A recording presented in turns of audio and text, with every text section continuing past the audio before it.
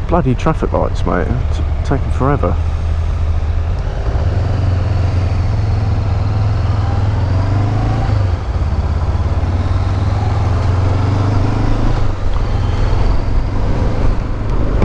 Well, welcome back. It's been quite a long time since I've done any videos. I have kind of taken a step back from road riding and messing around on bikes, focused on my personal life for quite some time. I had two Gixxer 600s with the idea to turn them into track bikes. I had my KTM that I had an idea to turn into a stunt bike. Then I bought a V-Strom 650. And well, there's a lot to catch up on with all of those. The KTM, it had been a bike that I'd had since I was 19 years old. I'd had plenty of crashes on it and plenty of experience of it being nicked. Quite honestly, I couldn't be bothered with the hassle with it anymore. I sold it pretty cheap just to get it gone. It was taking up space in the garage that I use, so I replaced that space, or I replaced the KTM with my Gixxer 600, and unfortunately I haven't really had time to do anything to it. So I've ordered a bunch of parts for it, which are now at the garage, and I just need to find a weekend to get over there and actually fix the fucking thing.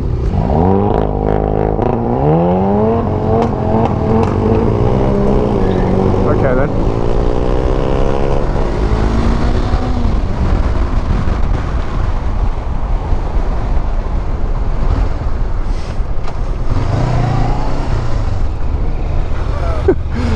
That was fun.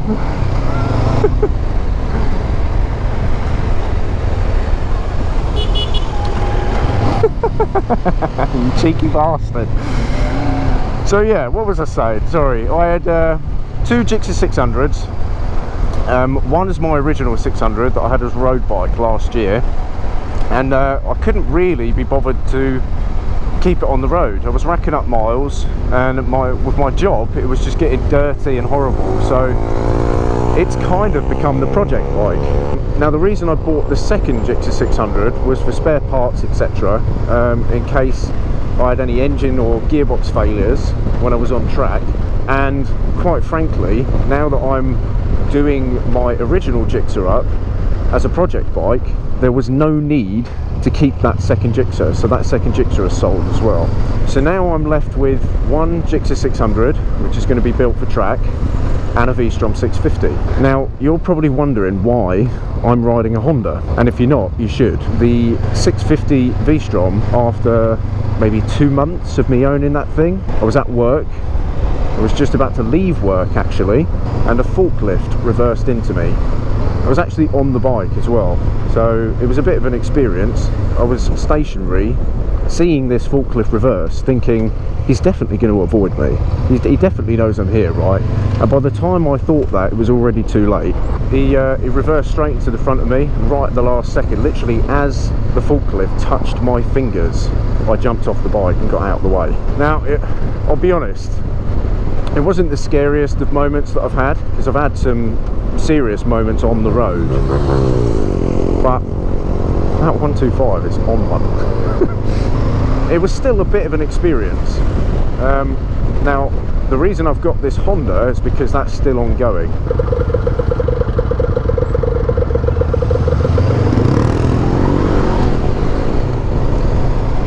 So the insurance are currently dealing with that, and it's not actually my insurance that are dealing with it. It's a third-party team that work directly with the other insurer. So instead of it being my insurer and me having to go through my own insurance and paying an excess, etc., I pay absolutely nothing. I get a hire bike, which is this bike, and they then deal with everything for me. This guy is going to cause an accident on the 125. So the company that are dealing with it need to receive acknowledgement and funds first before they then send me the funds to either repair or write the bike off. Now chances are, hello mate. Now chances are it's going to be a write-off. We've already, Tom here, he's my mechanic, and he's already done up an estimate for me, and it's more than the bike's worth, put it that way. And because I know it's a write-off, I'm looking for other bikes. Now that then segues right into this video.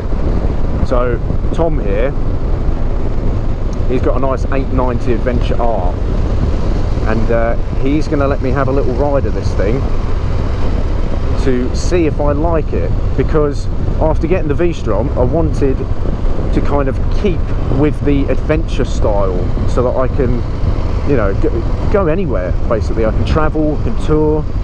If I see a dirt track, I can just hit a dirt track, and that thing right there is perfect for it. Now he's trying to convince me not to get a GS. He's calling me an old bastard, a F word that I can't say on YouTube, for wanting a GS. And I kind of see his point, because to be honest, the GSs, that they are a bit of an old man's bike, and you only really get a BMW for the BMW badge. You know, the side casings rot, electronic issues, that is a lot of low down weight. When you're riding a GS 1250 off-road, you've got a lot of like high up weight. It makes the bike feel very heavy, and the same as when you're going through slow moving traffic. So he is trying to convince me to get one of these. Now I haven't ridden a 1250 GS or a 1200 GS. I don't know what they're like, but I do plan on riding one. But I do have the privilege today of getting kind of like a baseline on what he says is one of the best bikes on the market. He really just doesn't want to lose, does he? We're currently on the way to White Ways Cafe. We're going to pull up, have a cup of coffee, have a burger or something, chill out for a bit, and then I'm just going to go for a little ride just to see what the thing handles like. I have ridden it once already, just done a couple of pulls just to see what the power is like, but I didn't get out of second gear, so...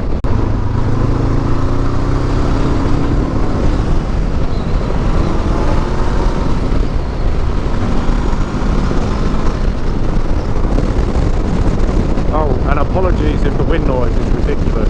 My mic isn't that good, and my helmet's pretty terrible as well. The AGV X8 Evo, I'm pretty sure it is.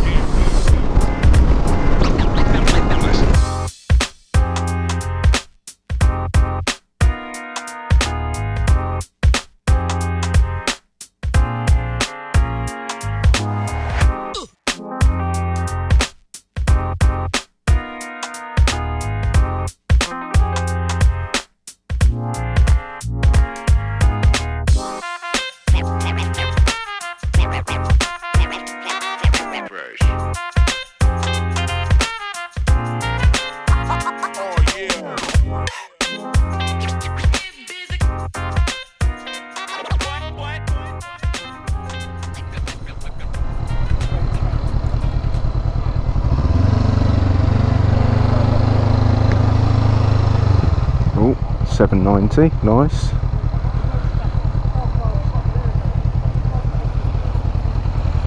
Tenere, nice.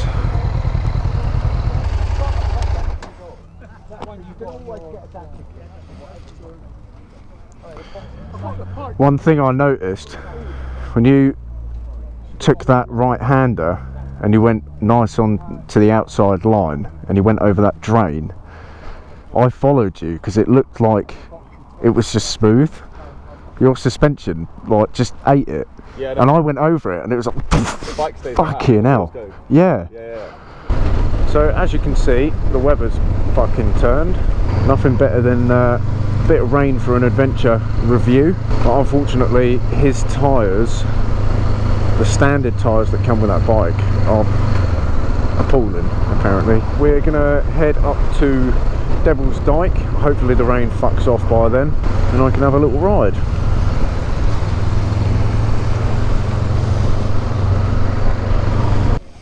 Okay.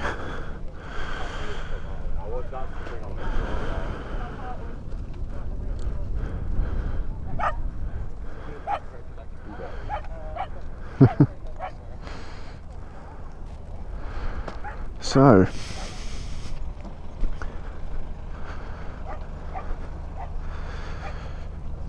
oh, I forgot how tall this thing was. You have the keys, do you, Tom?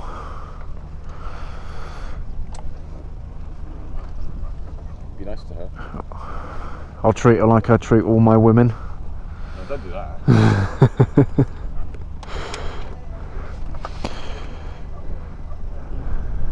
I've got your key, by the way. You want to put back in street? Yeah. Set. Ride mode. Street. Motorcycle. Yeah, I'm pretty sure they're just throttle maps, aren't they? And it decreases the power a little bit. Because I had the same thing on my 690. It was Sport, Street, Rain and Off-Road, but I couldn't access Off-Road. And Sport and Street were pretty similar, apart from, you know, it just gave more power at the beginning if it was in Sport. Street was relatively, you know, progressive. And then... I've never seen the point between a street and a sport mode. Like, yeah. Have full power, rain mode, and off-road. Yeah, Like, yeah. Why do you need 4? Well, I never put it in sport mode. It was because the only difference I noticed was when it started raining, it was too twitchy. Yeah. Because it was just like it was giving you too much power too quickly. Interesting. It just made it feel more aggressive, but you still get full power out of street mode. So Some of it's just consumerism, though, isn't it? It's like yeah, 4 rider mode. yeah, yeah. Which ones do you use? I mean, I did try and use that when I wanted to sell it, but yeah. Right, let's see.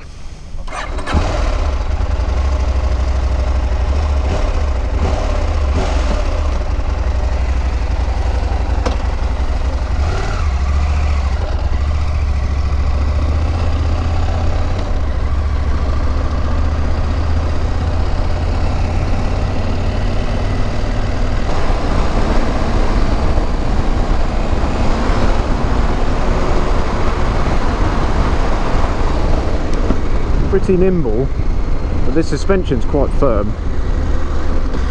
So I'm just going to go for a little loop around. I'm not going to be throwing this thing around too much. One, because it's a very close friend of mine's bike, and two, because I haven't actually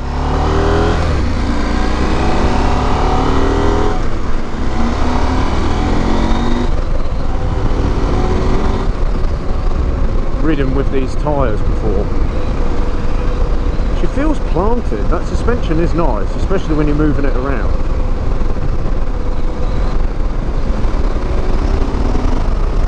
Plenty of torque. That was 6th gear pull. And that was, yeah, aggressive enough.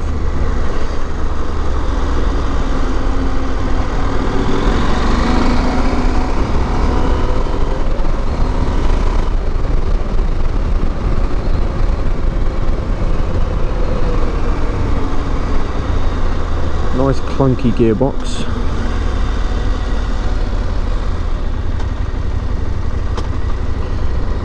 Yeah, Tom was saying that the gearbox does feel very much like a dirt bike.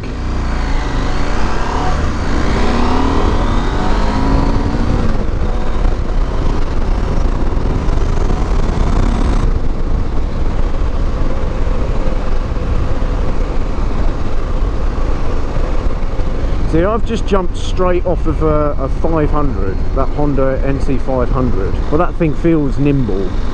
Thinner tyres, not on knobblies. But jumping straight off of that to this, this feels a little bit heavier. It takes a little bit more effort to turn.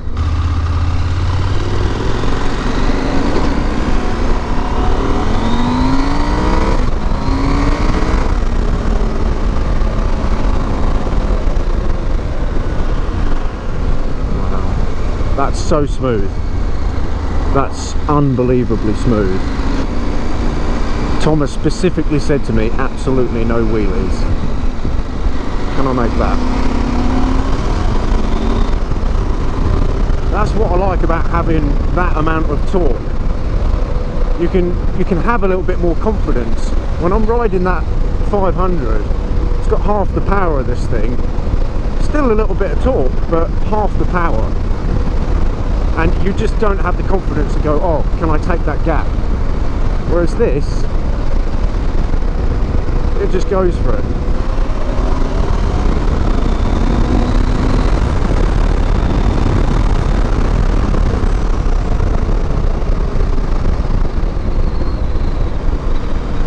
I didn't wheelie, Tom, see?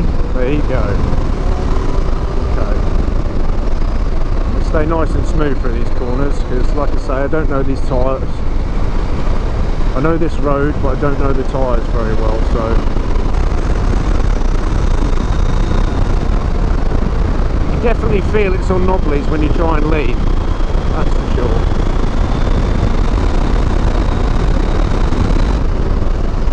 And it's not overwhelming power either. You get like a massive bit of torque at the bottom of the rev range. Through the middle of the rev range it kind of flattens off a bit.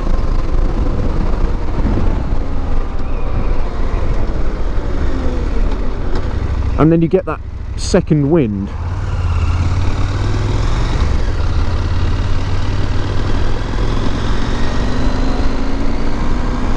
Oh god, I want to wheelie it, Tom. No, I'm not going to do it.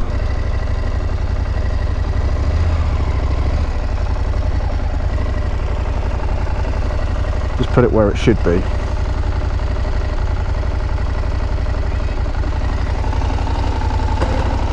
Up on the dirt.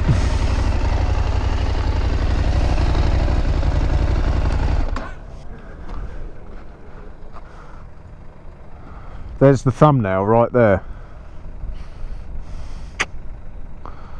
Get your wang out. There's not much to it, is there? It's very simple.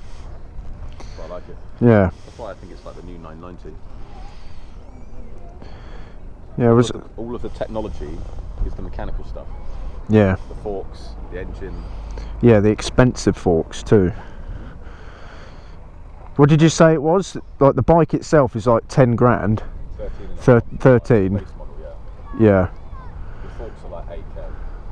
£8,000 for a set of forks. I know. That would just, like, I wouldn't want to damage them. Yeah, I know, it's disgusting. It does feel quite stiff. Setup feels quite stiff. Yeah, it's quite really. But and you can definitely feel that you're on knobblies when you're in the corners, because you can feel it as soon as you start tipping. It's like Yeah. you can feel it. It reminds you not to be a dick. I like that though. Yeah, it's nice.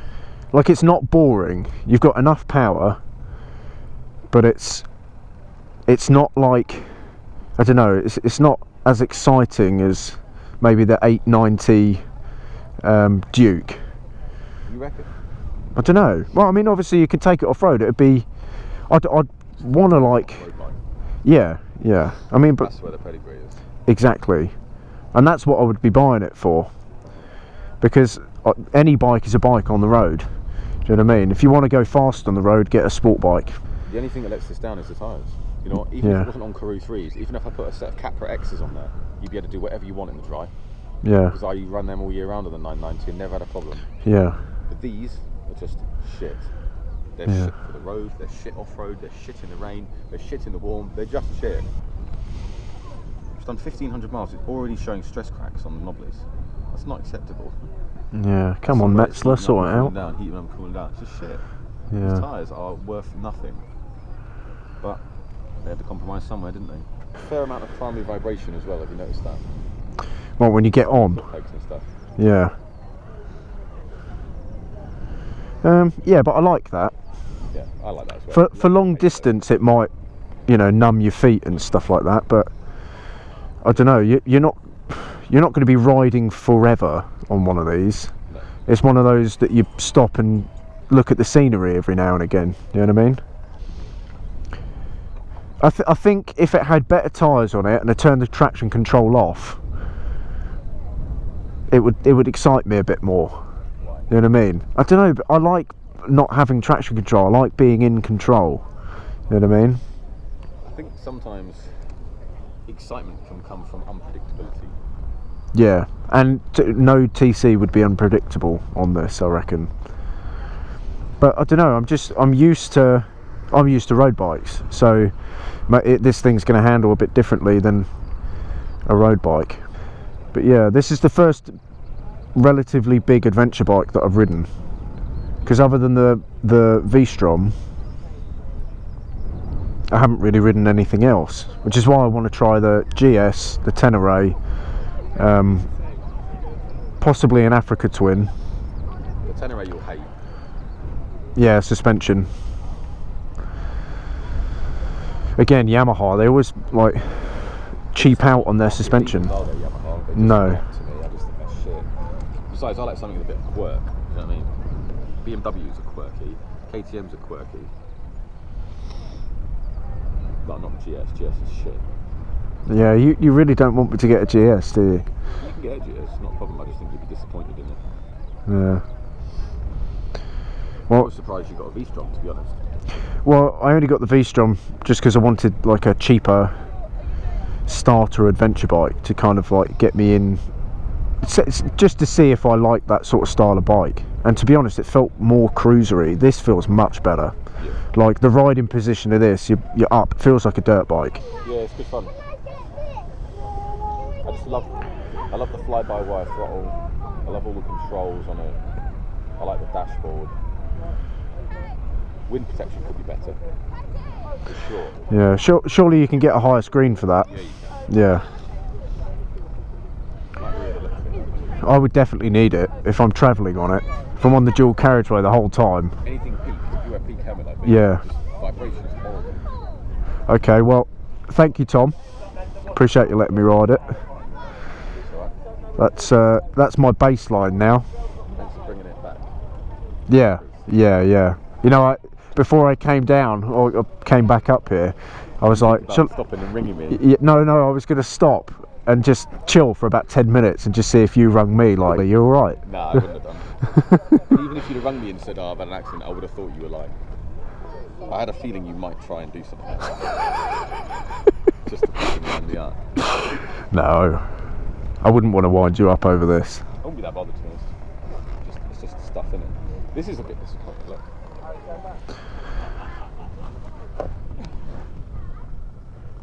See that? It's done 1,500 miles. It's already Oh yeah. starting to corrode. That's very, very cheap aluminium, isn't it? Oh yeah.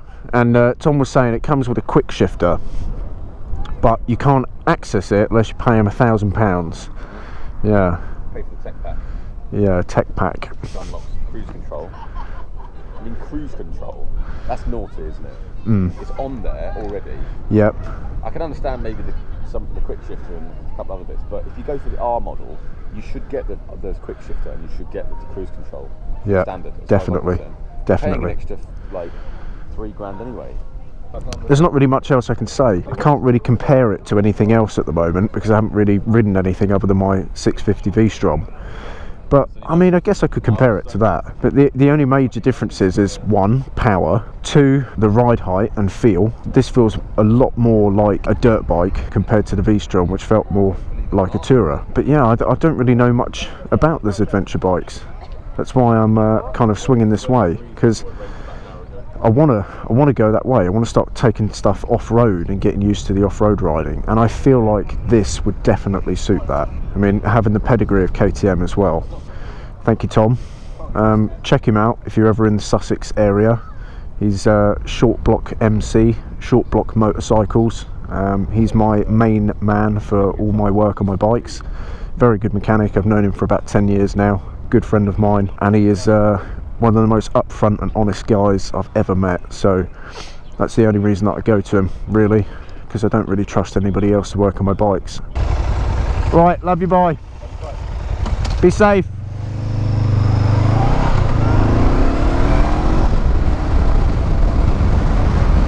Right, so that concludes the video.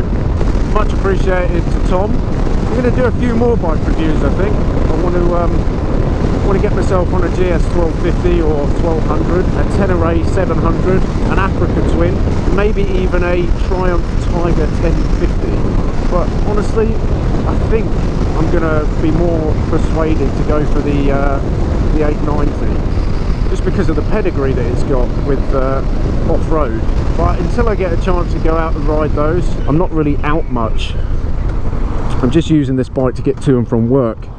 And until the 650 gets paid off, I don't really want to buy another bike. Hence why I'm trying to test ride these other bikes. Get my mind made up what bike I want before I just go and buy one just for the sake of needing one. So until then, don't know when the next video is going to be, but keep posted, and I'll catch you soon. Peace.